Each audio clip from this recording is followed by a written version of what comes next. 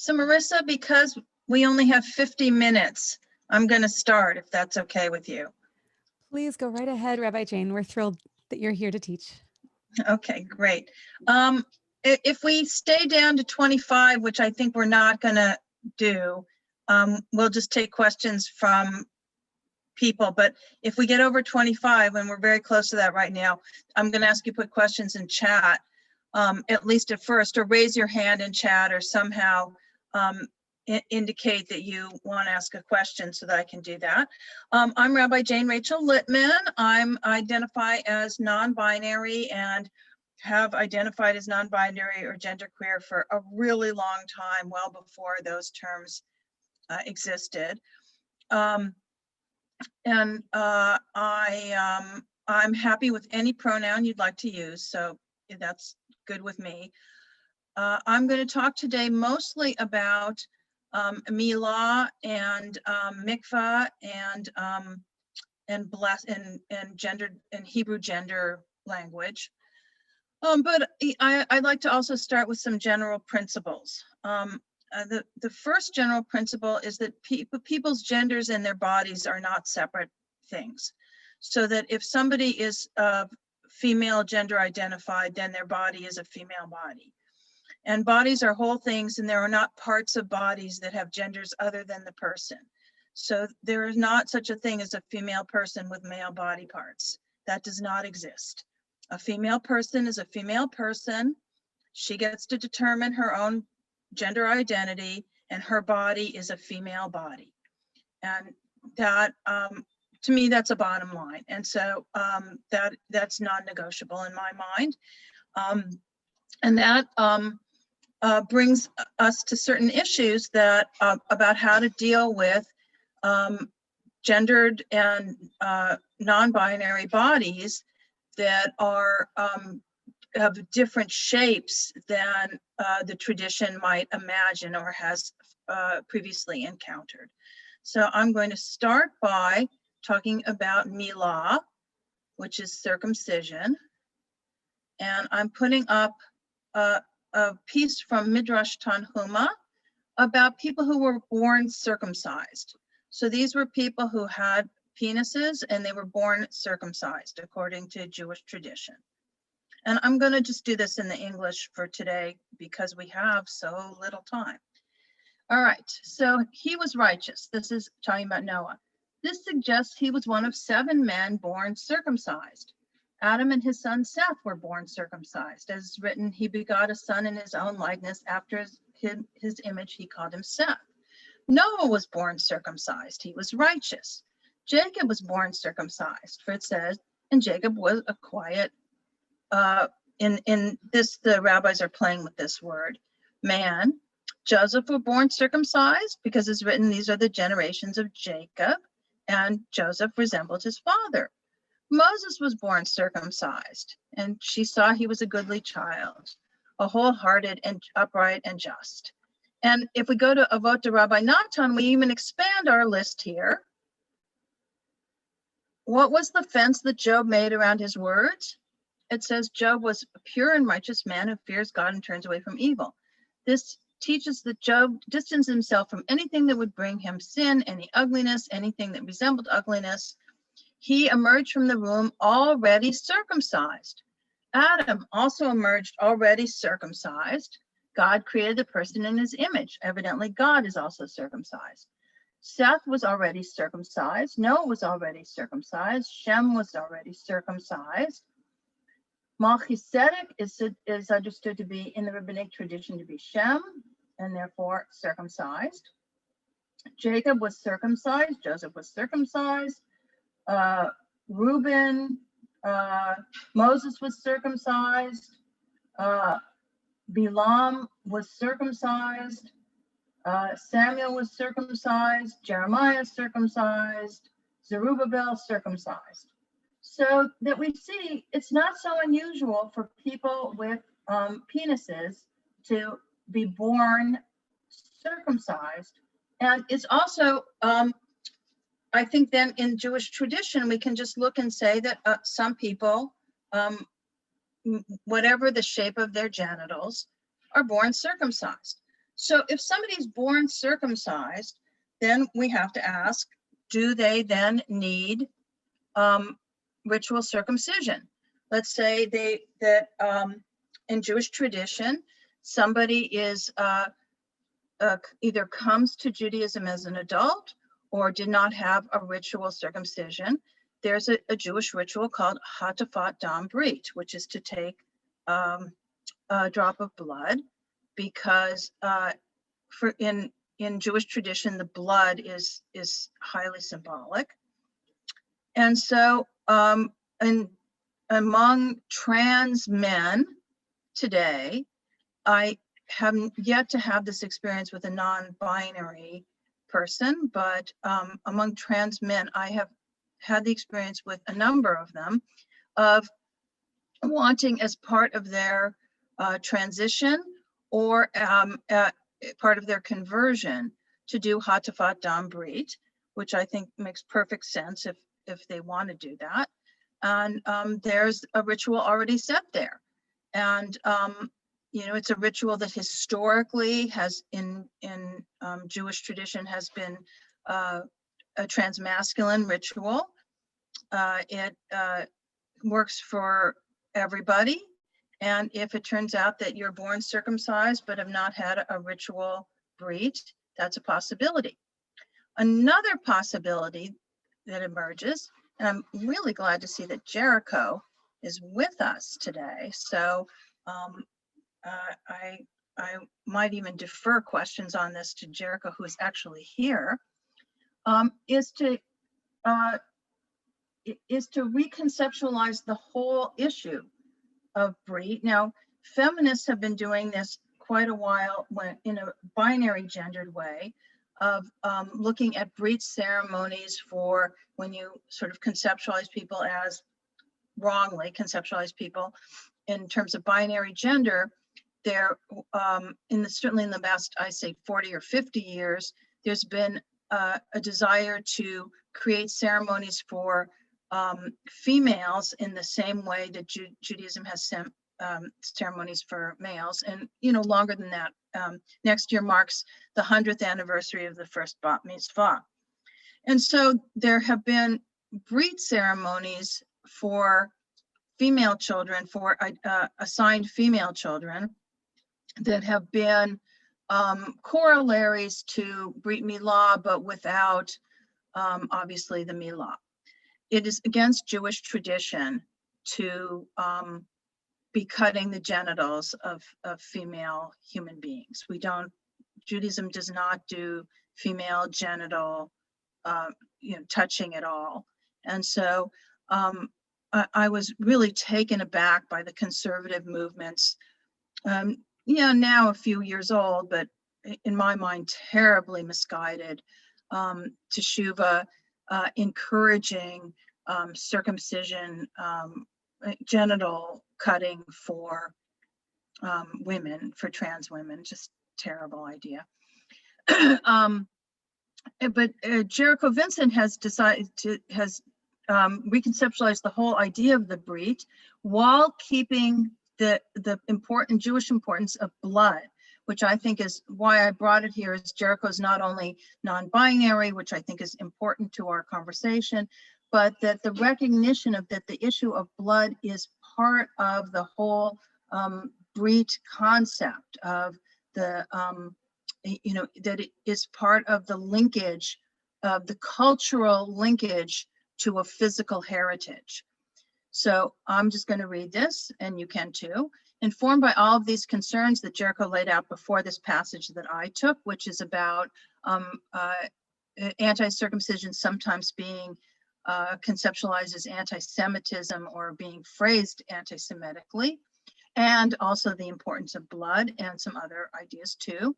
I want to suggest that Brit Dam Dorot, a ceremony for all newborn children, no matter what the appearance of their genitals.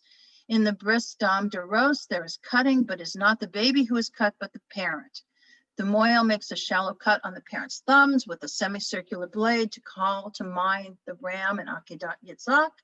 And then the parents press their blood, to the baby's ears and heart, perhaps reciting the relevant phrases from Tanakh about circumcising those parts of the body, which I think is really important because it takes circumcision also from being literalized to being conceptualized or abstract, which is definitely the way Jewish tradition uses that term.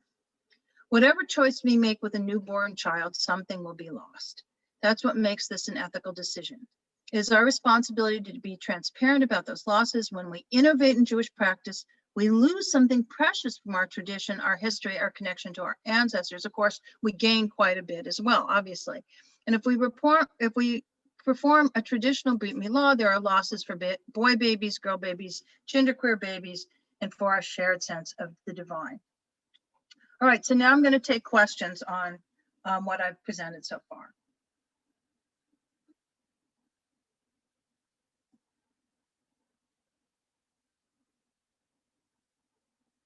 All right, so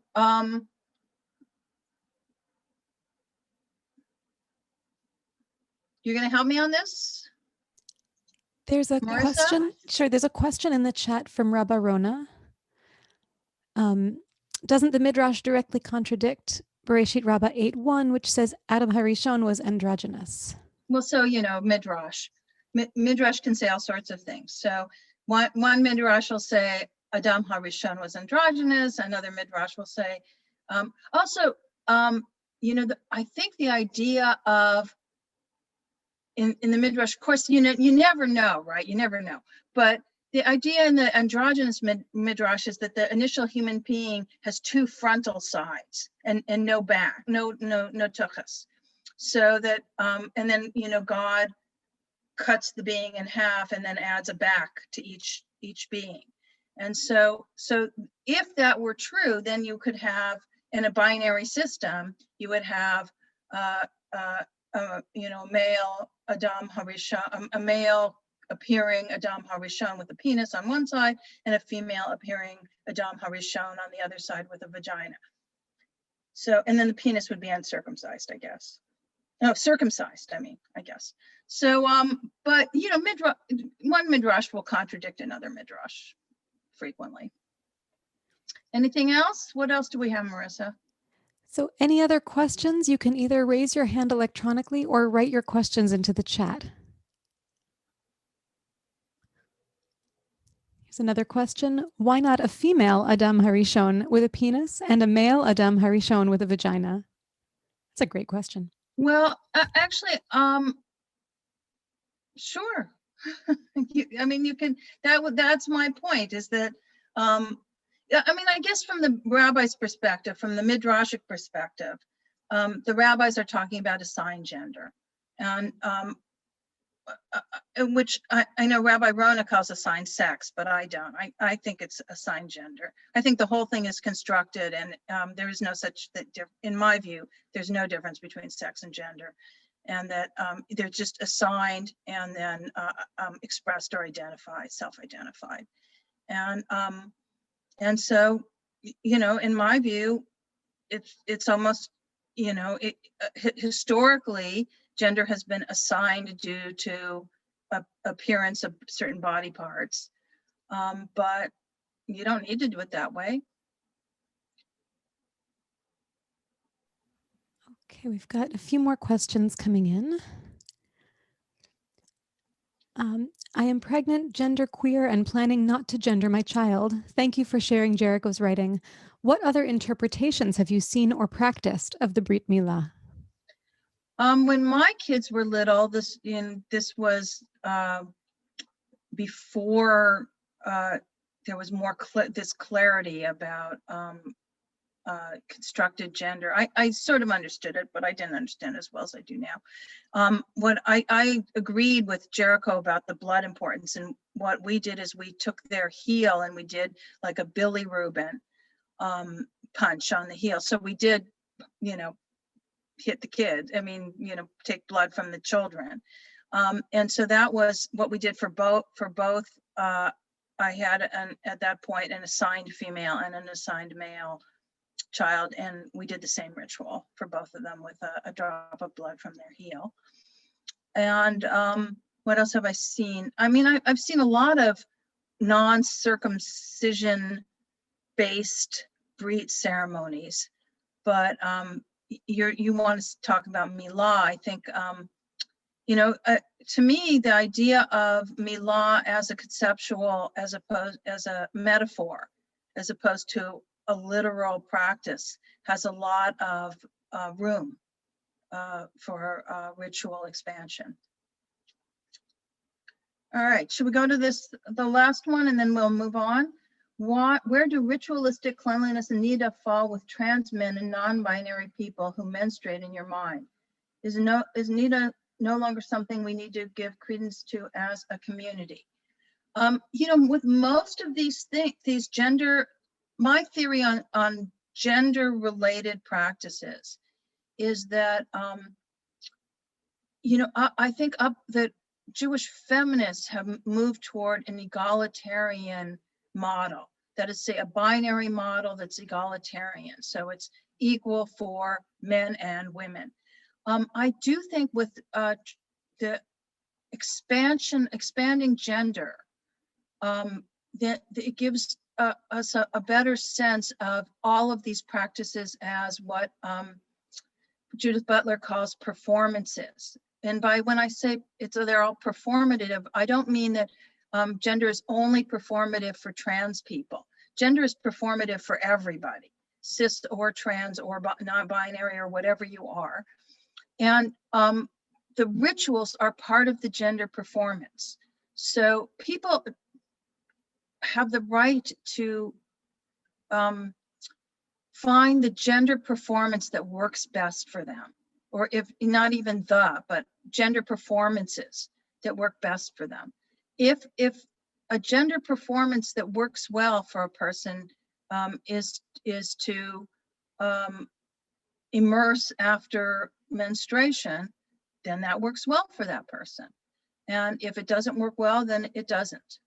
I think that coercion by authorities of trans men who menstruate to go to mikveh for nida is appalling. Frankly, it's almost as bad as cutting up women's genitals. It's like why are you doing that? It's undermining their expressed gender, and I don't think it's a right thing to do. Historically, if you care about those things, men don't go. Men don't practice nida in regard to menstruation. So it's just creating a new category of trans men that I think is inappropriate. Trans men are men. All right.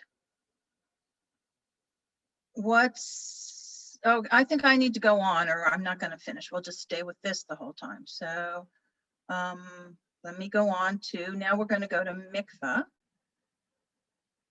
Come on, there we go. All right, here's from Aaron DeVore. This is one of the things I like about this is as trans Jews, we're now beginning to have enough of a history. So this came to my attention recently. I read it when it first came out. It's in Mahitza. But it came to my attention again because Rabbi Emily quoted it in the next text I'm going to show, which is Emily's mikveh ritual for transition. And I thought it was nice that we have enough of a history now, enough of a textual tradition as trans Jews that we have something to quote. So here's Aaron's experience.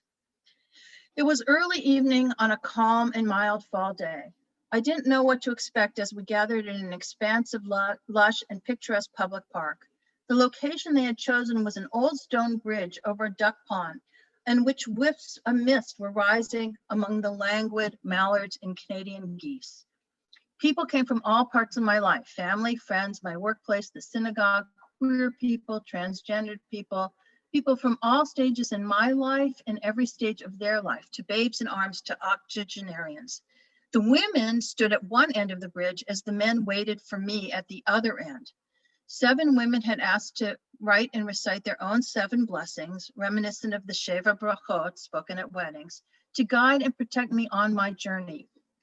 The eldest, a woman in her 80s, who had known my mother before she died, gave me a double blessing by invoking my mother's name along with her blessings that day. After many hugs and tears from the women, my wife accompanied me partway up the apex of the bridge. The women sang sweetly in Hebrew and in English. My wife then returned to the tears and arms of her women friends as I continued alone to the top of the bridge where the rabbi waited.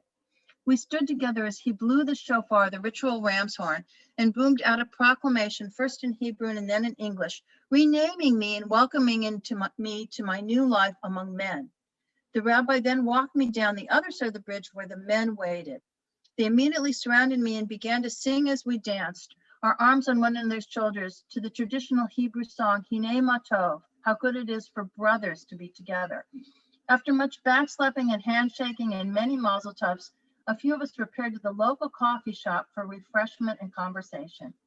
At the time, my wife and I thought that the ceremony was just for our benefit. Everyone else was there to help us along our path. It never occurred to us that it would mean anything for anyone who had not been there. In the weeks and months that followed, we learned many things about the value of that ritual, honoring the traditions of our people and our revision of those rituals for a new future.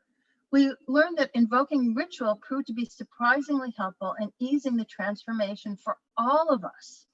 An entire community of people needed to make that transition along with me. The ritual assisted each of them in their process of learning to think and act differently with me and about me. It supported each of them to examine their own beliefs and values about the meaning of gender in their own lives as well. Enacting communal ritual gave everyone there and everyone who had heard about it a way to connect to and participate in marking my transition. It marked their own experience of transition for all who were there or knew about it. And in doing so, it allowed everyone around me in a way to process it among themselves. Because I had chosen to make such a public event of it, everyone knew at the same time when they should start to adjust their thinking. The public nature of it gave people permission to speak freely among themselves about what was happening. This made it easier for them to talk to me as they needed to sort out and to help each other move through their own mental and emotional transitions. And I say that as this is a preface to this ritual, which will appear in a book called Transkite, which will come out later this year, and is edited by me and Jacob Hiroshah. And this is Emily's ritual. And this is a mikveh ritual. And again, as Jericho talked about a number of things leading up to the paragraphs I chose, and which I didn't include, Emily's, there's a long chapter leading up to this, in which Emily talks about some of the problems that trans women face, or the challenges that trans women face in using the mikveh, because the mikveh is, in America at least, tends to be a very female place, but it's not female expansively, it's female, cis female. And feminist literature about the mikveh tends to be essentialist and concentrate on things like womb cycles and vagina imagery, and in a lot of womb imagery, which is insensitive, frankly, to everybody, to trans women and to cis women who don't have wombs. And essentialist references tend to be, if you're looking for, gender fluidity and non-binary and gender queer people, essentialist references will almost always be hostile to the whole idea of performative or expressed gender. So here's the ritual. The celebrant might take a moment to reflect on what has brought them to the mikveh today. The following is recited as a meditation. I am worn out from my groaning. All night long, I caused my bed to swim in tears and washed my couch in my weeping. My eyes grow weak from sorrow. They fail because of all my adversaries. Away from me, all you who do evil works, for Adonai has heard the sound of my crying. Adonai has heard my plea. Adonai will accept my prayer. Baruch atah Adonai Eloheinu melech ha'olam hama'avir la'avarim. Blessed are you, Adonai, our God, ruler of the universe, who transforms those who transition. Affirmation of the name. The following, based on Ecclesiastes Rabbah, is read as a meditation. It is taught that a human being has 3 names, one given by their parents, one that others call them, and one they acquire themselves through their deeds. A verse beginning and ending with the same Hebrew letters that begin and end the celebrant's name is recited, and now we do the first immersion. The celebrant enters the mikveh and immerses completely so that every part of the body is covered. Upon entering, the following bracha is recited. Ooh, we don't have the whole thing. Baruch atah Adonai Eloheinu melech haolam, asher kedeshanu b'mitzvotav v'tzivanu al hatfilah. This is the Hebrew's messed up, which means I have to go back in the galleys and fix that. Blessed are you, Adonai our God, sovereign universe, who has sanctified us by immersion b'mayim chayim, in living waters. Second immersion. The celebrant enters the mikveh and immerses completely so every part of the body is covered. Upon emerging, blessed are you, Adonai our God, ruler of the universe, who's created a miracle for me in this place, which is a twist on, for example, the Hanukkah blessing, She'asa Nisim, and the third immersion, the Shechian. And the whole thing is taking the usual ritual for a transitioning or for an adult who wants to begin to an adult who identifies themselves as part of the Jewish community, which is generally called conversion, and using that kind of format for transition. And I'm going to stop now for questions or comments.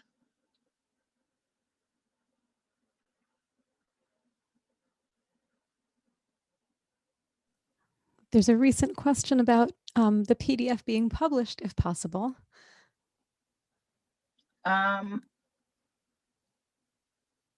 Which one? That was a question. That was a question from Beck. Beck? This current one. Oh, it's going to come out in a book. The book is called Transkite, and it'll be out, I think, right around June. And a lot of people actually in this workshop or presenters have pieces. It's from the first Jewish trans gathering in late 2016 at the Pacific School of Religion, and it's the people, the presenters who were there wrote pieces, and it'll be, how do you spell the book title? Trans, as in trans, kite, K-E-I-T, which means transness. Okay, there's a question. Are there orgs or groups of trans rabbis and leaders who are working on these rituals? Yes. Now that you ask, that will, I'll talk about it when I do the next things I'm going to show you. So, but a good start is a site called Trans Torah, and the other one is Non-Binary Hebrew. And someone asks, I'm wondering what sort of markers one could use to decide to use the mikveh as a trans woman. This is a good question. So, you know, we're all in a brave new world here. We don't know exactly what we're doing. We're guided by 3,000 years of tradition. And I noticed that I keep saying transition for tradition and vice versa. So that's interesting. And what we're doing is we're doing something that Jews have been doing for at least 2,000 years and probably more, which is that we're holding on to the tradition and changing it at the same time. And we're doing that in a way where we want it to feel authentic to ourselves. So we don't want to get too far away from it, but we're not fundamentalists as Jews. So we want to make sure that we keep it a living, it's a living tradition. So these kinds of questions about who gets to decide, how does one decide how to use the mikveh? Some of those questions are answered, the more frum you are, the more you're going to like. There's a project which I think two of the presenters today talking about, which is called Trans Halakha. And they're looking for ways to reconceptualize the already existent halakha so that it makes sense for trans people. I have to say, I come from a different tradition. I'm a Reconstructionist or Reform or somewhere around in there. And for me, I'm not all that interested in those kinds of rules. I'm more interested in helping people find the gender expression and performance that works for them. And so to me, I believe we're at that period where we're in the experimental phase. And over time, that will come together into sort of a collective understanding of what works, what generally works best for lots of people. But we're not there yet. And so I would really try to work with, you know, as a trans woman, I think it might be helpful for you to join a group of trans women, to find a trans woman rabbi. If you can't, I mean, there's plenty of trans women rabbis, but if you can't find, yeah, right, exactly. If you can't, Rabbi Ron is raising her, if you can't find one or somehow that isn't working, find an open-minded rabbi and you know, usually an open-minded rabbi, even if they don't share your exact same experience, can help you work through the Jewish issues to decide whether it makes sense for you to use the mikveh or not. And if it does, then it does. And if it doesn't, then it doesn't.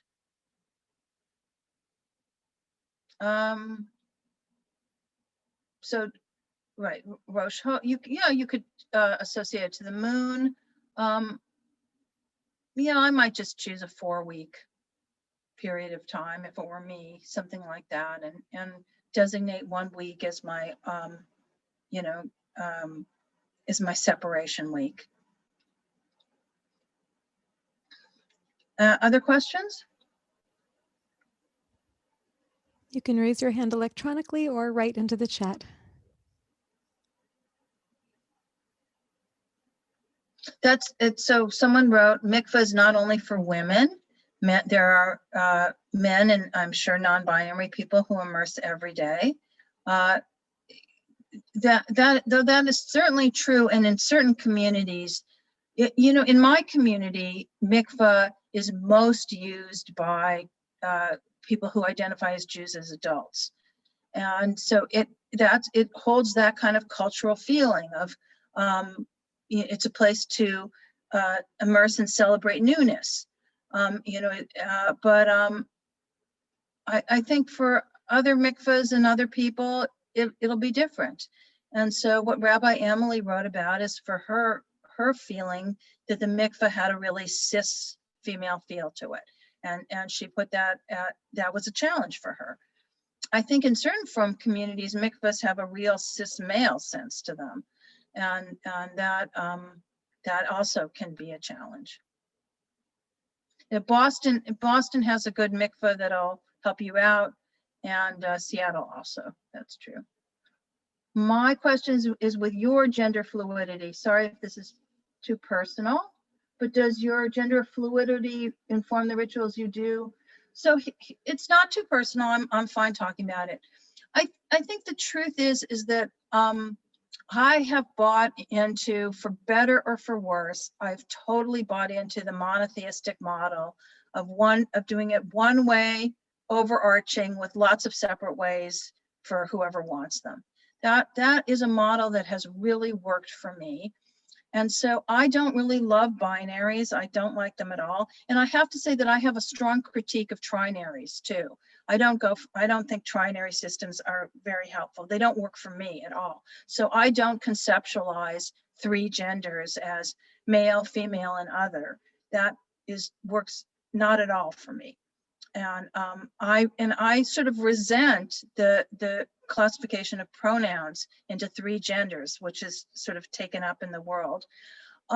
So for me, my rituals are not all that informed by gender, in the sense that I just don't, I haven't really found that to work. I think I'm just not in a community of I live in a community full of gender fluid people, but I haven't been in a community that's been practicing Jewish gender fluidity enough to start to create rituals that express fluidity in and of itself. So right now I just express Jewish that's, one size fits all, tailor it as you will. For lots of reasons, people do. So if you want to try find resources for trans Jews, the web has quite a few. There's in Facebook, there's several trans and non-binary groups. So that is a place you can find. Okay.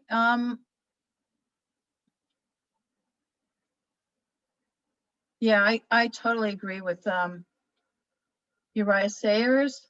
The attempt to make it a trinary system is itself an attempt by settler colonial system. I couldn't agree more. Please write an essay on that so I can, quote you, and we can move past the trinary system. All right, I'm going to go on, or I won't finish. So here we go. All right, so this is nonbinaryhebrew.com. This is, a lot of people who started Trans Torah have migrated, have transitioned over to nonbinaryhebrew.com. It's a great, great website. First of all, they're really working on non-binary Hebrew in a serious way. That is wonderful. And they have the grammar rules for non-binary Hebrew. And so here, for example, is the way to call up somebody for an aliyah that is neither gendered nor using the trinary they, masculine plural, but it's their new system, Ya'amdeh, bet, and Ya'amdeh, and then you say the name, bet, and then the name of your family, and then if you're into these kinds of things, bet Kohen. So it's exactly what I think is the best way to do things, which is a one size fits all, tailor it as you will to make it fit you specifically. And in addition to non-binary Hebrew, which is super helpful, and also I should say that the nonbinaryhebrew.com is really geared to American, or at least North American and some Western European ritual needs of diasporic Jews. In Israel itself, I have a friend who's a rabbi who's going to speak at CLGS, which is where I work, the Center for LGBTQ and Gender Studies, in May, about what they're doing in Israel itself to create non-binary Hebrew.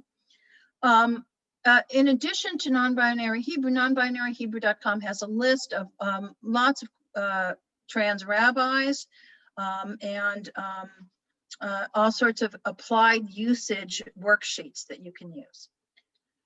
In addition, or sort of prior to this is not exactly in order because Mishkan HaNefesh came out before non-binary Hebrew. I was fortunate enough to be one of the copy readers for Mishkan HaNefesh, which is the CCAR's relatively new this prayer book series, and this is for high holidays. And I strongly advocated for a third a non-binary possibility for the Mishberach, and I got some pushback, but not nearly as much as I expected, being a mere copyright reader. I have to say, Hara Person really does deserve enormous credit for moving this forward. It was one of the things when the book came out that was given a lot of ridicule, and I think she's an awesome ally for putting this in. If you see, it's let's see, Mishaberach Avotenu ve'imotenu, Abraham, Yitzhak, ve'Yaakov, Sarah, Rivka, Rachel, ve'Leah, Hu Yivarech et, and then it gives three possibilities. Again, this sort of trinary ranking system that just drives me crazy, but men first, women second, other third, but others included, and at least it gives a possibility for how to move out of the binary system and just use something totally different, either non-binary Hebrew or masculine plural for everybody. May the one who brought blessings to Abraham and Sarah, to Isaac and Rebekah, to Jacob, Rachel, and Leah, bring blessings to so-and-so who rises today to honor Torah and the day of remembrance, the blessing of safety and protection in time of trouble, etc. And inscribe and seal him, her, them, and all Israel for a life of goodness. And together we say, Amen. All right, I'm going to take questions now.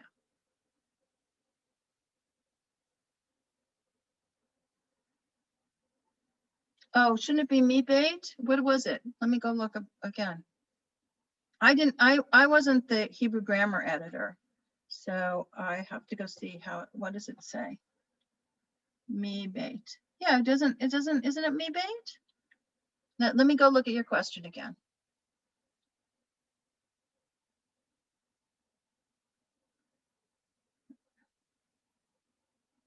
All right. Let's see, where are we at?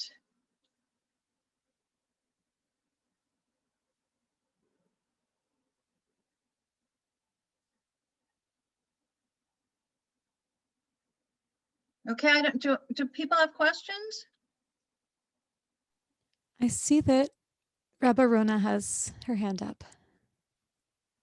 Oh, I see. I'm sorry, I got it. Let me go look. Rona has a grammar question. I take Rona's grammar questions very seriously. Oh no, see, here's what they're doing. They're doing bet is it's ya'amdeh instead of ya'amod or ta'amod. It's and the word for child of is bet, which is, according to you have to go read. I mean, there's the grammar in the non-binary Hebrew project is a delight for anybody who's cracked their teeth over Hebrew grammar, and because it's a real attempt to merge these historically masculine forms with historically feminine linguistic forms. So for the word ben or bat, they use bet. Rona, you and I should go sit with it for an hour together and talk through it. Okay, I'm going to stop the share. Okay. Oh,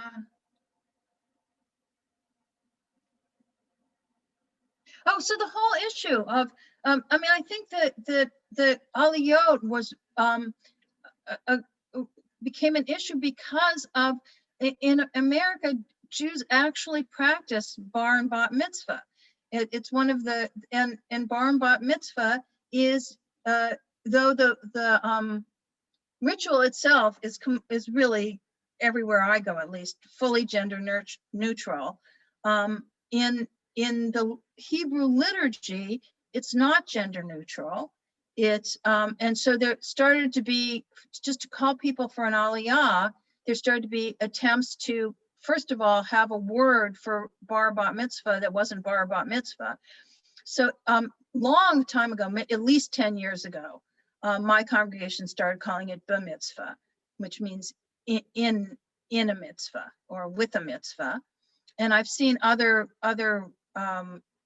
terms for bar bat mitzvah besides that are used to indicate, to get out of the gender binary. And then there was the whole issue of calling people up and how to do that. And people didn't want to be bar or bat. They, I didn't want my Hebrew name to signify my gender inside it. And so that's where me bait came from.